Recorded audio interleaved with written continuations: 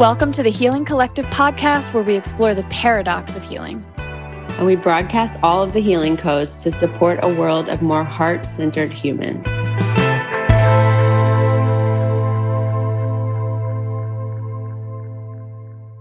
Well, I thought that we would start by talking about, so it's 2022 and we took a break from the podcast and just talking about what's come up for each of us during that break and what you're thinking or prioritizing or intending for this next season.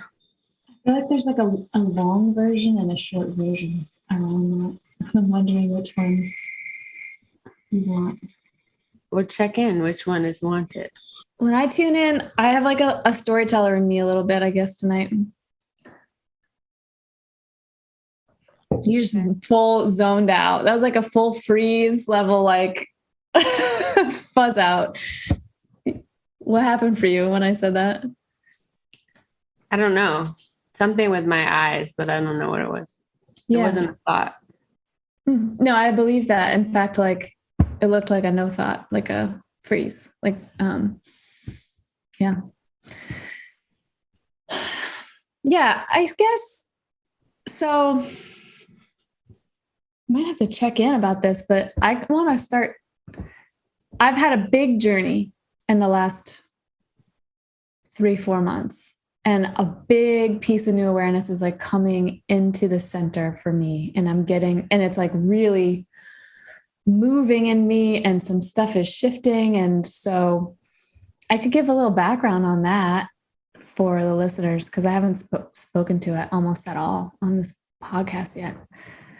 Yeah, I mean, I think that's what's so, like, I guess one thing that I want to say is that part of like honoring dynamic process and honoring flow is like recognizing that there's times to produce and there's times to pause and rest, and both are like just a service. And if I think about what's changed for us in the last few months when we took a break from this, like, you know what I mean? There's just like the honoring of that feels really smart is not the right word. It just feels like so valuable, so in flow. And I think that we're both coming to this season anew, you know, as in the process of we're always becoming anew, and not to say like, oh, this is like the final new, but there's something really new about the essence I think we're bringing. So I think it would be great to hear from you first. All right, cool. Okay, I want to go chronologically. So, I mean, people have heard a bunch about like my childhood and stuff about my dad, and there's all these things. And there's this one piece that I haven't talked about much, which I am in touch with it over time. I've been seeing evidence of this over my whole life, but there is like a different kind of knowing that is not like thinking about things and pulling together facts and data and not super traditional way of knowing. And I think I had a really big rupture with it in like several ways. There was like a few things that happened when I was like 18 to 21, where I had like a deep sense of knowing. And then what was reflected back to me in the world did not confirm that at all.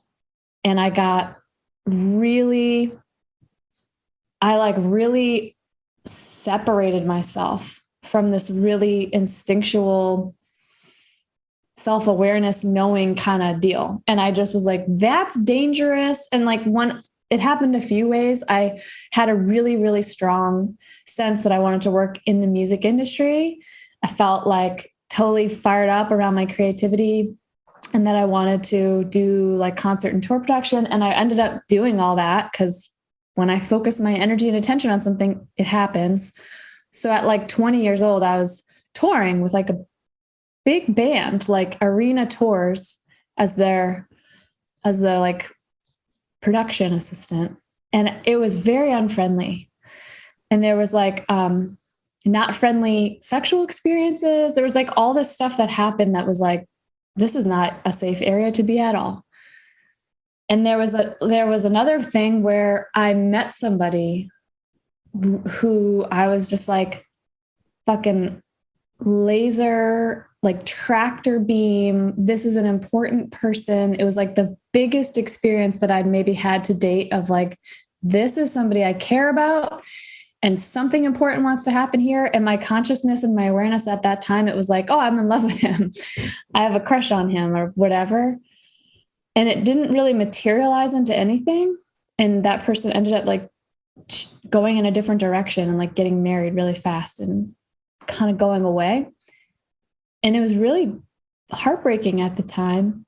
And I started just like, whenever I had these like really strong impulses to do something or connect with somebody or move towards an energy, the feedback I was getting was like, that's a bad plan. That's unsafe.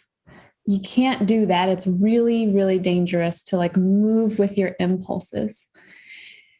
And, you know, I built a bunch of strategies that like help me get all my needs met and help me figure out life and like ways to make money and like have a house and like that don't really rely on that knowing, because I kind of like rejected it really and like tried to get away from it.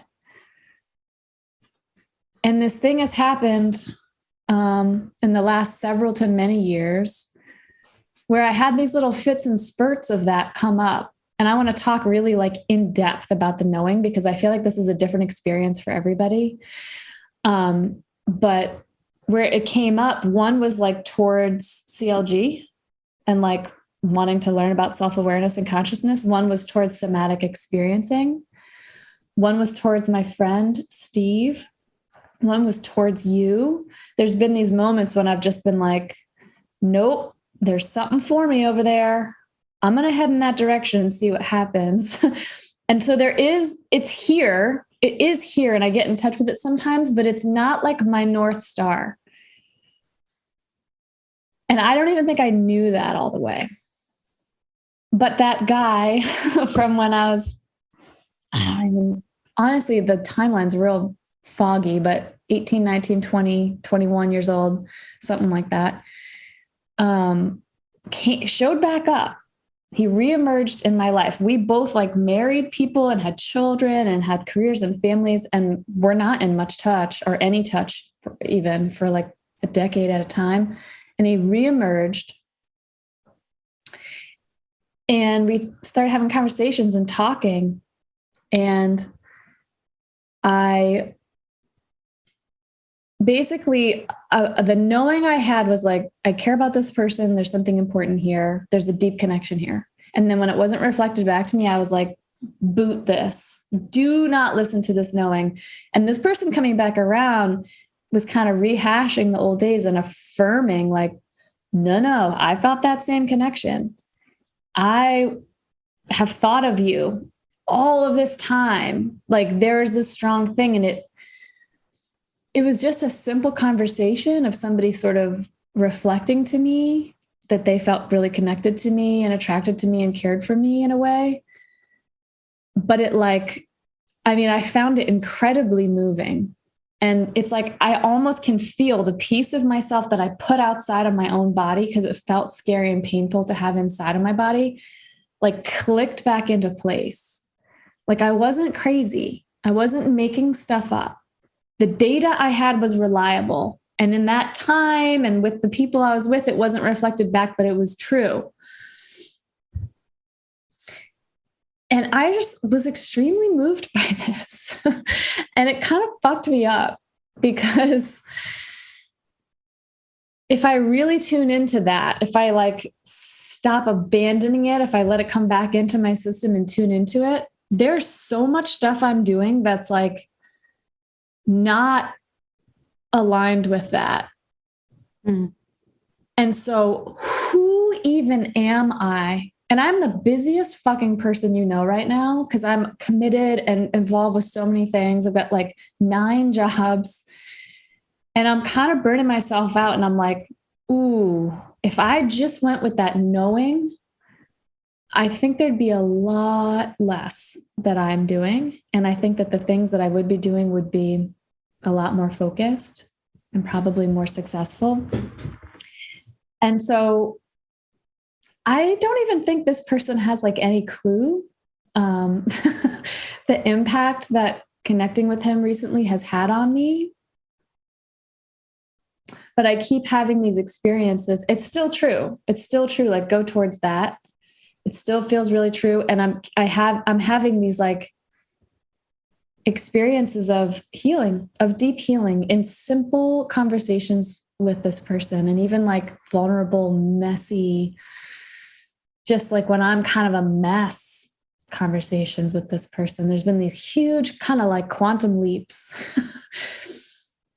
And so I'm just playing with, I'm not ready to step totally into my knowing in all areas of my life. I'm still too scared right now. And I still don't even know who I am when I totally step into that, and it feels too disruptive. And I notice wanting to go kind of slow, but something has like clicked back into place in my body, and I'm starting to like really get to know it and play with it and try it out a little bit here and there and tune into it more and more throughout the day. And it's both terrifying and I think going to be like super disruptive potentially because and I was talking to a friend of yours, our friend Abby, and she's like, yeah, that makes sense. It makes sense that even as I step more and more into my own knowing, that probably it's likely there'll be an experience where people are like, no, shouldn't do that, because I abandoned it for so long. I feel like there's just going to be a lot of intentions for me to step into what feels aligned for me, even if there's like resistance or like people are like, nope, that's bad plan, don't do that. And that I'll get to, I don't know, see what it's like to trust myself, even when all my, all the people I go to for questions and support and sort of like answers might not even be agreeing with me. Yeah. I did a little mushroom journey in October, and I got the message, you're going to be alone a lot. You're going to be alone a lot was one of the main messages. And so I'm just like slowly orienting towards what's it like to like fully live from your knowing and self-trust and a whole body yes. And how different is that from how I've been living? And I'm just kind of in the mess of all of that. And I have like more information about like what my knowing is and what I'm tracking around that. But that's kind of the root of the story. That's the theme of the last 3 months or 4 months. I think it's so important that your journey is so important. Documenting this is so important, because I think part of collective healing right now is this transition from, a very intellectualized culture that can be based in fear and wants a lot of predictability and control and reliability, which means like, we know these things work. This is the path that is the safest, versus this transition that I believe that we're coming into, which is, what is the highest will of life? What is the highest will of love? Mm-hmm. And that there's a place beyond any individual that's coordinating the highest will for all. And that when you get in alignment and get in flow with that and honor that, it's not only of service to you, but it's of service to everyone. And that place is not a logical place, because it's beyond duality. It's beyond the rules of this dimension. And so, I think what I can reflect back around my journey is that I think that I took some really courageous steps in the last 3 to 5 years to really say, like, what if that thing that's bigger than me, that guides me, is the adventure that I want to be on? And when I started stepping towards it, some really good things happened and some really painful, destructive things happen.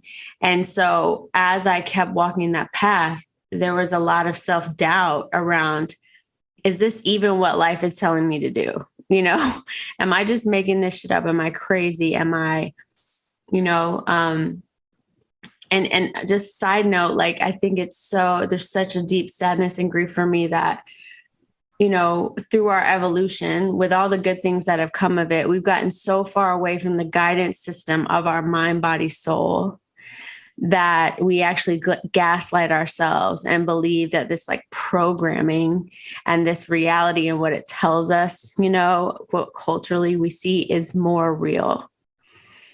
And it is so big. It's so big, because especially in this moment, like YouTube, podcasts, memes, TikTok, therapists, like there's like it's coming so at much you, right? wisdom of like, this is how stuff works. This is what it is.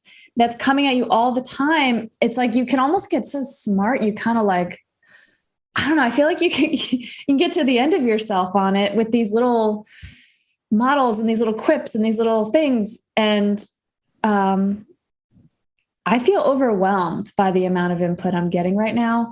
And I take responsibility for the fact that I have created over and over again, like a bunch of trusted advisors and guides and pastors and coaches and therapists and my friends to be like, what do you think about this? What should I do? Right. You have so many inputs, like on top of the social media, on top of all that.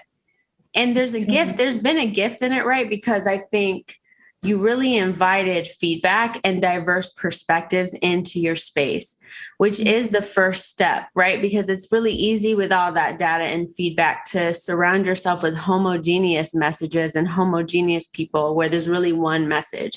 And in this last kind of expansion that it sounds like you're transitioning out of, all these teachers, I mean, you were talking to mystics and investment brokers and, you know, I mean, every lawyers, like you've literally had every authority, every message looking at your life from a million different angles.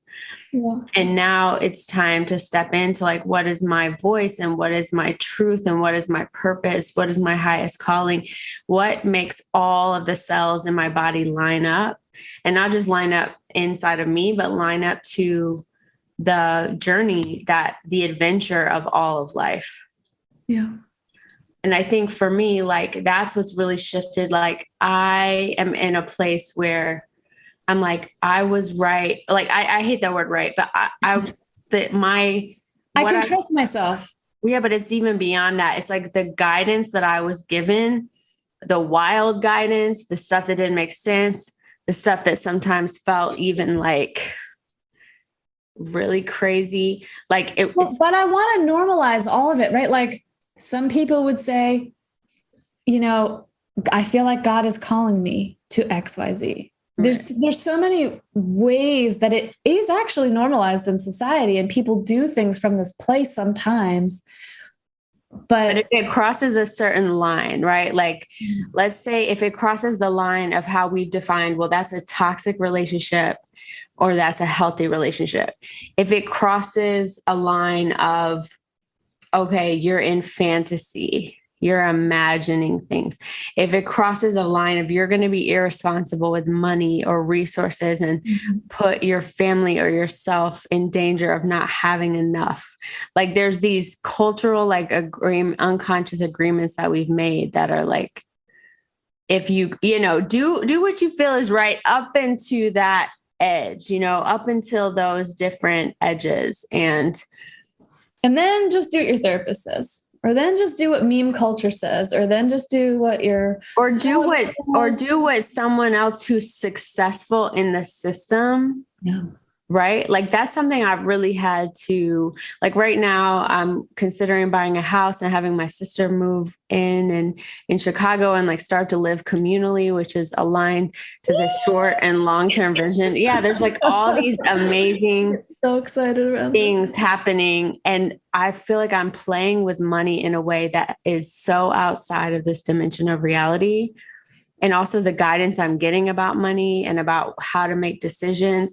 If like my mom has a good amount of money and I have always kind of considered her someone who knows a lot about money, and I'm having to really step back, for example, and I would create shame. Like I'm not responsible with money. I don't know a lot about money. Like I need to defer to someone who knows about money. Mm. And I'm really aware that like she's mastered the third dimension structures and systems of money and learned how to like protect her money and keep her money, which all have been one very supportive to my journey because she's resourced me a lot. So there's all these gifts of it, but I just can feel like my consciousness and my journey is to transcend that and to be like, what if money is just energy? What if money is just a reflection of how much I value myself? What if it is really true that I always have exactly what I need in every moment? Mm. Like there was a period of time this summer where I was really behind on my bills and got really scared about money, but everything was, even when I didn't have all the money I needed to pay my bills, I had everything I needed.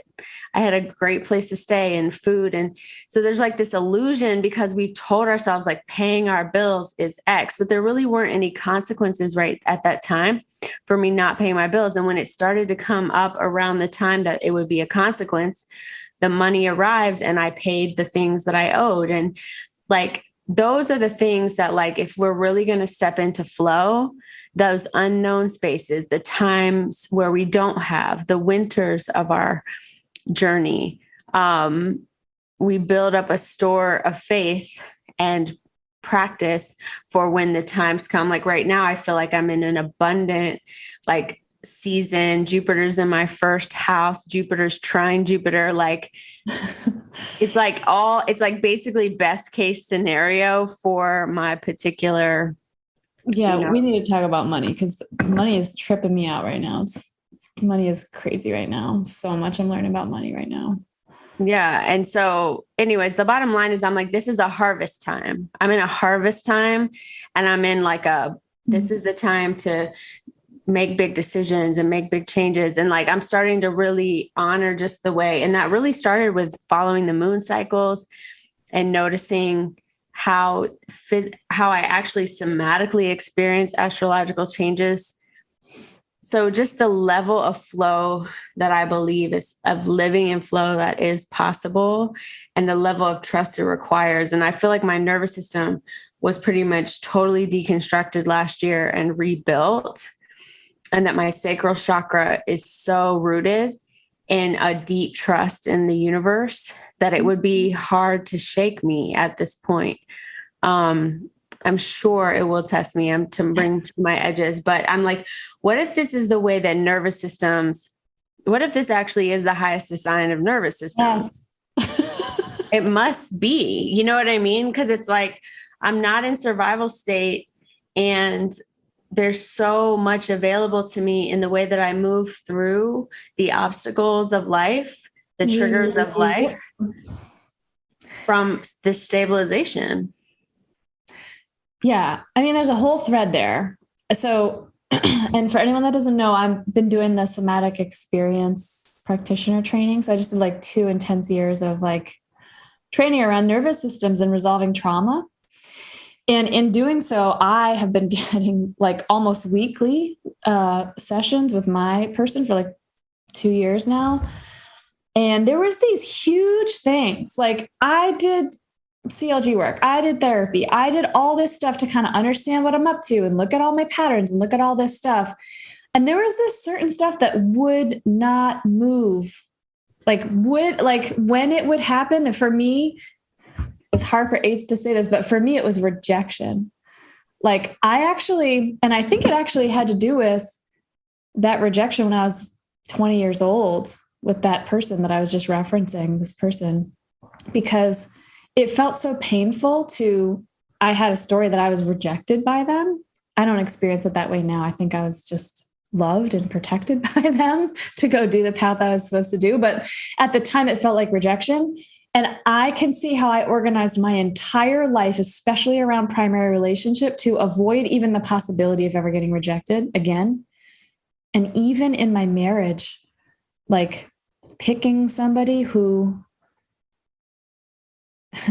would never leave me, even when I was like, I don't want to be in this relationship anymore. Please leave. Please leave.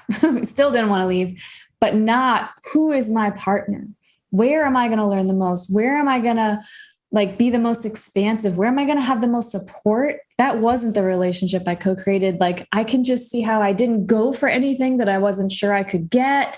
Like, there's so many ways that I was like masterful at avoiding rejection because the hit on my nervous system was big, like too much that I couldn't handle it. Like, I would just actually dissociate out of my experience and like not even be there, you know?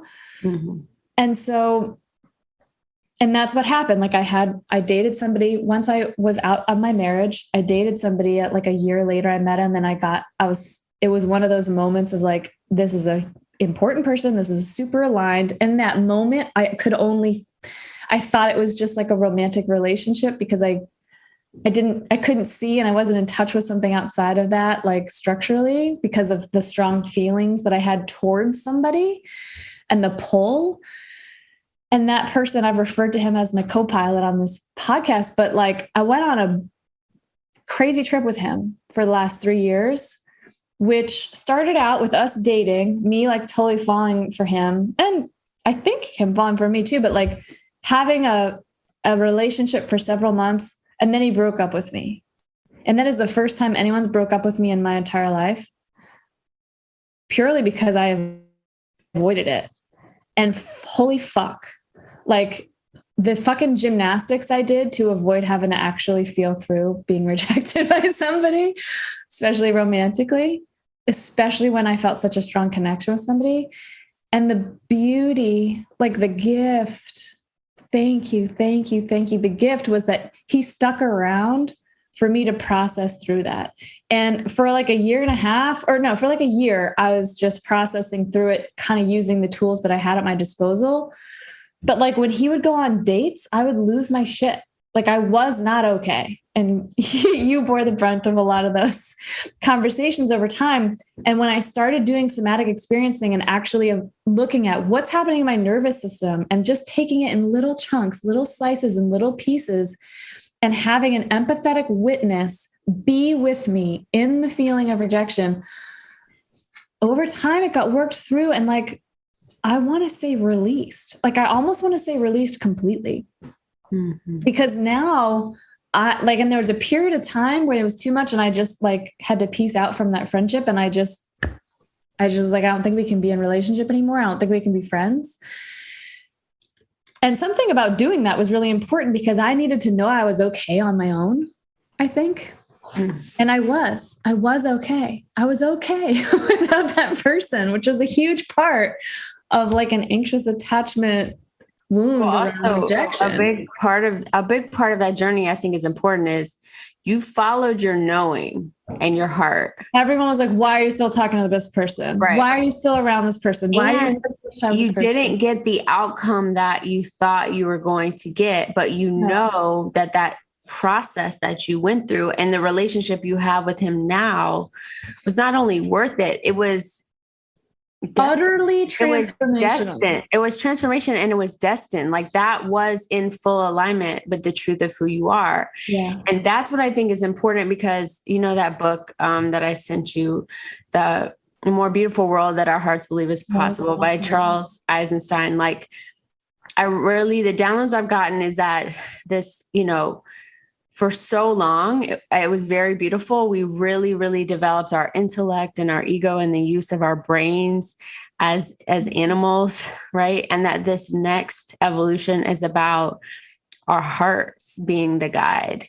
And that is a space. And if for many, many generations, we haven't honored our heart, we've had our hearts broken, we've been in survival, our hearts have been shut down. That when you first start to follow your heart, there's going to be a lot of pus that rises to the surface. There's going to be a lot of confusion. There's going to be a lot of tension between, like, when I remember specifically almost feeling like my brain was telling me one thing, my body was telling me something else, and my heart was telling me something else. And I was like, what do I follow? And it was my body and my whole system had to integrate and start to communicate and work together as a team. Mm-hmm. And now it's like my left and right brain, like, and that I'm not too dominant on one side or the other. It's like my body is evolving to hold the beauty of a life for where the nervous system is in trust and the heart is open and all of the system, connects and collaborates and communicates with each other. But I just want to say to people who are starting to take that step of moving towards their more authentic life, or your heart, the beautiful world your heart knows is possible. And it's like, but I'm in hell, like, I think that's part of it. I think there's a lot of completing, a lot of healing, a lot of remembering that has to happen to bring that nervous system and all of it online. Yeah. I mean, I was kind of using this ex-boyfriend guy, who became my co-pilot in consciousness and my best friend. But like, I mean, it wasn't even about him. It was about my dad. It was about feeling, his daddy issues and feeling rejected from my dad. It was some stuff from my childhood. And who even knows, even with you and your dad, like, who knows how many generations the women in your family have had situations like that, like where you and your dad were actually completing something that started even further back than that. It was so much stuff. I've never had like a relationship that was that like dramatic and challenging. Also beautiful and fucking magical and connected. But I was just talking to him on the phone a couple of days ago, and I was like, that was hard, man. Like, this shit has been so hard, but like, look where we are now. We are different people. Look what we get to experience. Look what we get to experience as individuals and as friends, because we stayed committed to the path. We stayed committed to each other. And you were probably the only voice that was like, keep going, bitch. Like, you are learning some shit right now. Keep going. Everyone else was like, never talk to this person again. You need to get out of this, blah, blah, blah, blah. Almost everybody else. And you were like, no, there's value in sticking with it and going through this. And I was back and forth. I was like, teeter totter back and forth on this. But like, I stuck with it. And so did he, thank God, because he could have bailed so many times, but he stood there in all the fire and all the drama and all this stuff and let me project stuff all over him, and did his best to hold space for me while I was just kind of feeling through all this shit. He was an idiot and an asshole often also. Let's not over. I love co-pilot, and there was a lot of reciprocal healing and projecting and all of that going on. And he got all his lessons and I got my lessons, and holy shit. And he just had a year ago, I was like, if you go on a date with someone, I'm going to die and I can't talk to you anymore. And which is what was true at that time. It was totally true for me at the time. And he just had this woman that he dated over the summer come visit for like 2 weeks. And I was like, oh, okay. Like, well, I didn't know how long she was coming for. I was like, is she coming for like the weekend or like, and he was like, actually, it's like 12 days. And I was like, okay, well, I'll just like give you your space. And then, if you have time, give me a call. If not, because we talk every day. I was like, if you have time, give me a call. If not, Lauryn, it was just moving through me. Like I was just like, oh my God, he's going to connect with someone. And he's like learning something. He's like, he might actually commit to a real relationship. Like I felt he supported you to heal the rejected parts of you, so that he supported me so deeply to heal that. And it's like, I'm just like, what is the highest value for him? What is the most exciting thing for him? What does he most want in his heart? And that feels like, I want that for you. And I had like zero reactivity about this. In fact, he found a couple minutes to sneak a little time and give me a call. And I was fucking busy. And I just didn't talk to him the whole duration because I had shit going on. Whereas like a year and a half ago, I would like murder someone to get 15 minutes on the phone with him, especially if he had his attention on somebody else. So sticking with a relationship to like learn what it has for you. I mean, now it's here. I have learned this. It is here. And I'm a different person. I'm available for totally different things than I ever was before because of that experience of sticking with the pain to see what is there for you and to use a relationship to heal and transform and create more liberation and learn how to love someone Because I can't love him if my triggers and all my projections are on him and I'm making him the bad guy and I'm doing all this shit. I can't actually love who he is if I want him to be different all the time. Right. Right. And you learn what love is as a vibration. I mean, I've been on this journey, and I'm going to go ahead and say on here that I feel like I got the Navy SEAL version of that. You sure fucking did, girl. In my journey. And I've talked about it some on here with Heyman, but even some of the things that are happening now, it's like, I cannot believe the person that I have evolved into as a result of the challenges of that experience and staying committed to it. And I got to a place where I was like, maybe that's all it was. It was just the challenges, and it doesn't mean we're going to have a relationship with each other, and maybe we're going to be friends, and I hope we're going to be friends. And now, like, I don't know what kind of relationship we're going to have, but there's so much magic and miracles that have occurred that it's like, and I feel so, like my guidance has been so, justified or reinforced, like that it not only was it in service of my healing, but it was also in service of an opportunity for another type of relationship between the two of us that is just even now just beginning to unfold. And similar to you, like how I can hold myself and separate myself, because my deepest healing and my wounds, and I think the wounds of my entire bloodline, have been around male, female, romance, like all of that, the masculine, feminine. And it's been just such a deep initiation. And yeah, I'm so grateful. I'm so grateful. Every day right now, I am in just such deep gratitude for the universe of everything that I've experienced, everything that I've gone through, the level of pain that I've known because of how it helps me to like see the world and see other people and hold space for them. Like, I believe that my medicine has become exponentially deeper and stronger as a result of all the initiations. Go ahead. Well, I want to read what Carolyn texted me today.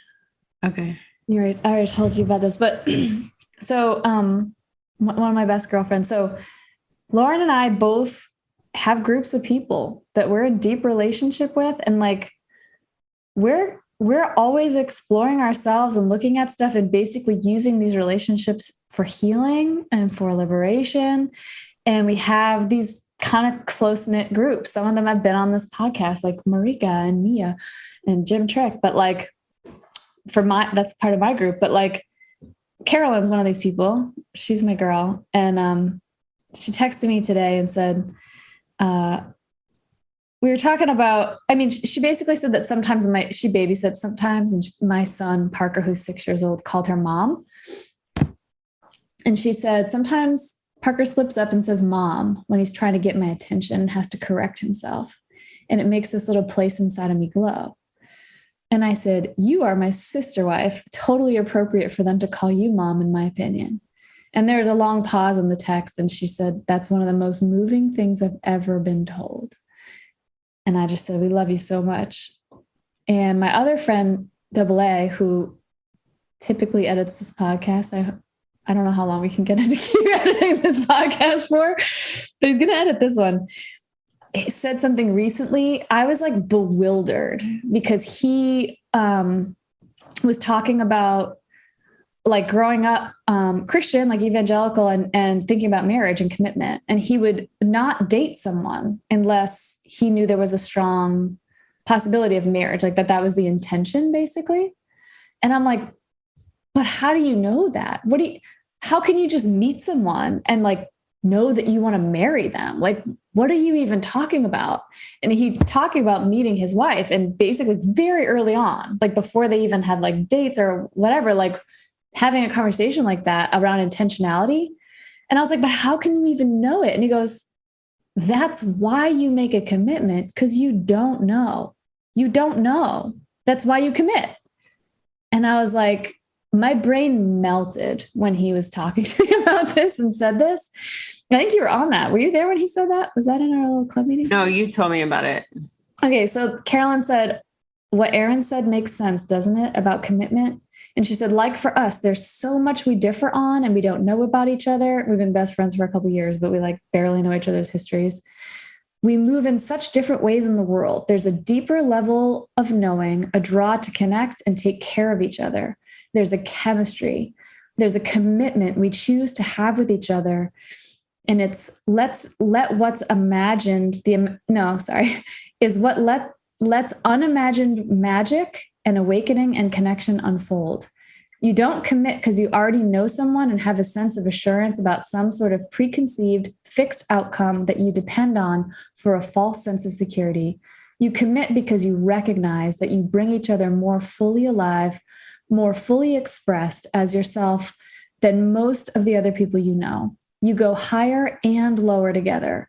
You recognize each other as an intentional relationship to each other, a portal to and a catalyst to and a trustworthy companion on a path of endless discovery, the alchemy of relationship. And she said, the funny thing is, I think we have to try to make gold. That's what we're always aiming for. It's what we're told is the goal of alchemy, what is enriching. It isn't. The gold is just the natural byproduct of relationship. It's the fallout.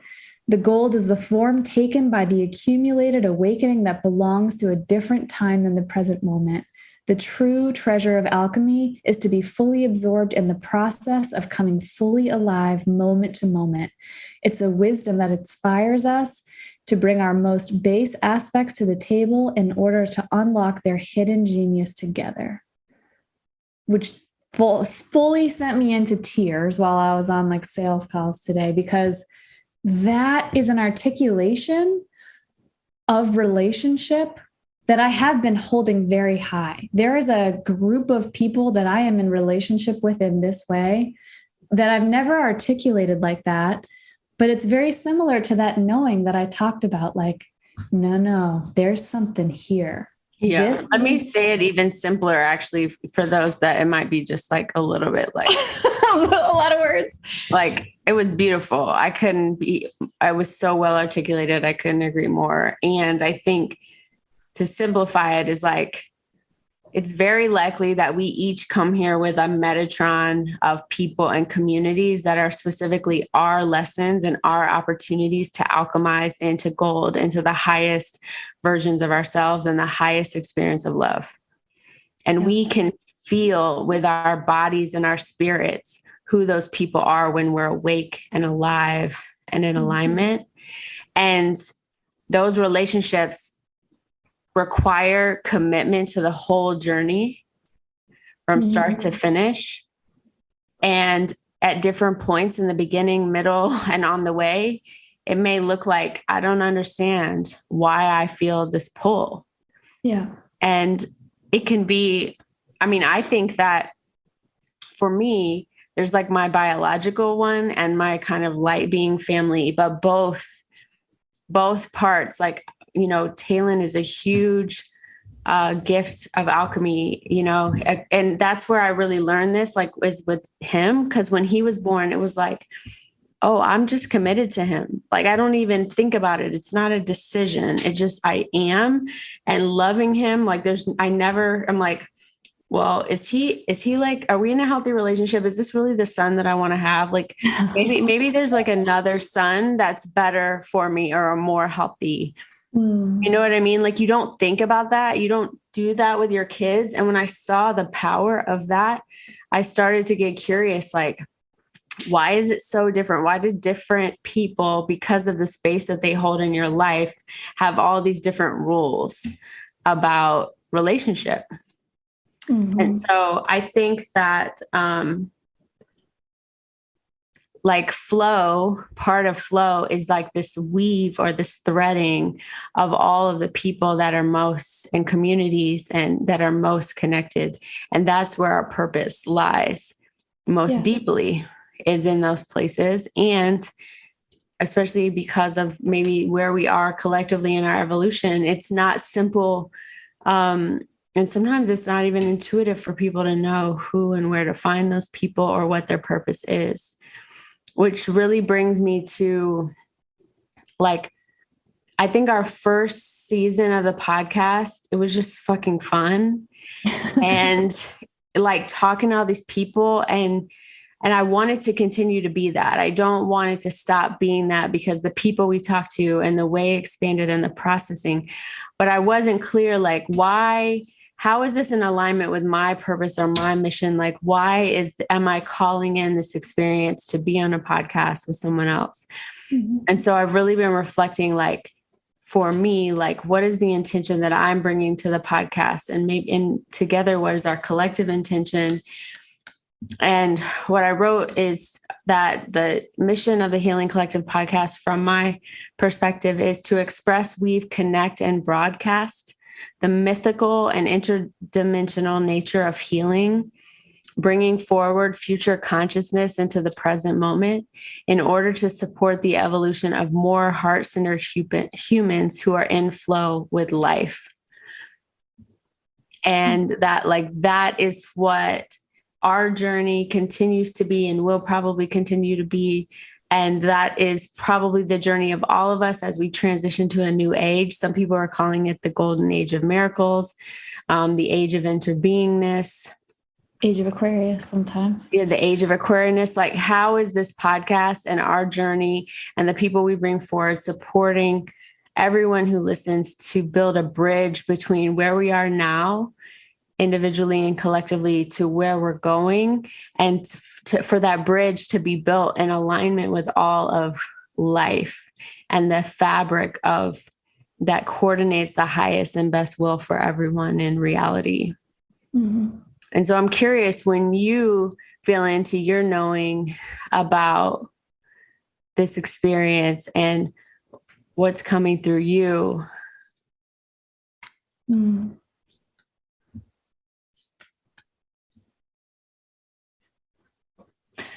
Well, I did a whole, like, we had an assignment, like Lauryn gave me some intention setting around the podcast, and I did it. I actually like painted pictures and did all the stuff that I normally don't do. And I wrote almost like lyrics to a song. All this stuff was coming through me. Wow. And that's flow. Those are examples of flow. Yeah, it was total flow. I haven't painted anything since I was a kid. I painted a couple of paintings, really.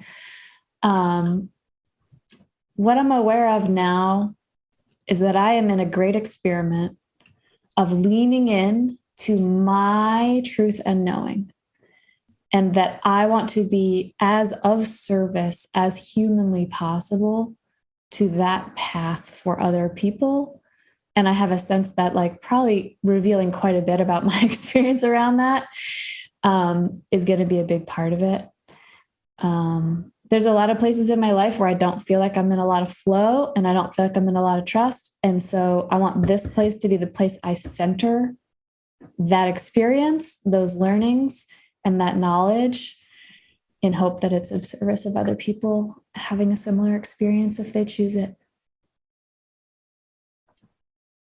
Yeah, that feels in alignment. I feel that, we've talked about this a little bit. I feel that I have just gone a little bit first. Like, I'm just like a few steps ahead, and that you're going to teach me shit. Well, it's just like, I'm a guide. That, like, part of it is like a guide, but also one of my intentions is I really channel. I don't know if it's from the Akashic record. I don't know where dimensionally a lot of stuff is coming, but I'm really beginning to trust it and really, really understand it more. And it's basically like being connected to the World Wide Web of all that is, and being able and having like information about the future, about things come through.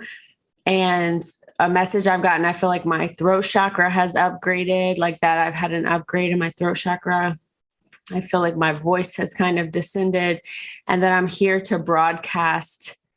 And I'm sure there's millions of me like that are connected in this way, but so I don't think it's unique to me, but I think there's some of us that are here to be kind of the microphone for life and say, this is what I'm doing, and this is what's coming next. And I love you. And don't forget that this is in service of you and all people. And, so I just really want to honor being the microphone for that here. Yeah.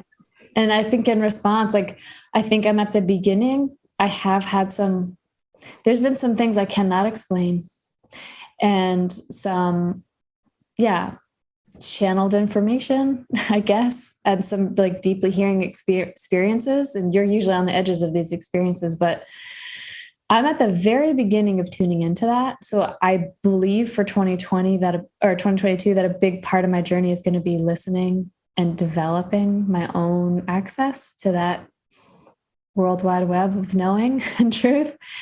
And I assume it'll be full of blunders and mistakes, but I have a pretty strong sense that that's a whole space that's about to open up for me. And so I plan on toddling my way through it on this podcast with you and others, and just sort of like seeing what it's like to bump into this stuff and have these really interesting experiences, and maybe develop mastery eventually. Well, here's to, I'm lifting up my sparkly water bottle. Cheers. Here's to a new season of the Healing Collective podcast. Thanks for listening. We welcome your feedback. You can email us at healingcollectivepod@gmail.com. Our website is thehealingcollectivepodcast.com, at Healing Podcast on Twitter, at Healing Collective Podcast on Instagram. Special thanks to Ethan Luck, who produces. You can find him at Ethan Luck on all platforms.